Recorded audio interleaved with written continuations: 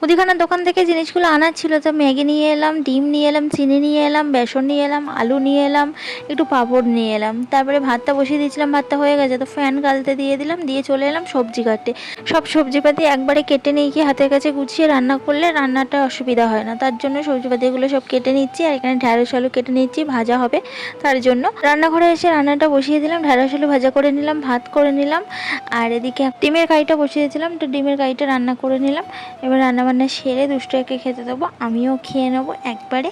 তারপর থালা বাসনগুলো মেজে নিচে যাব। তো খাবার দাবার বেড়ে সবাই খেতে বসে গেছি দুপুরের। এখানে দেখো পাঁপড় ভাজা আছে, ঢেঁড়স আলু ভাজা আছে, ডিমের ঝাল আছে।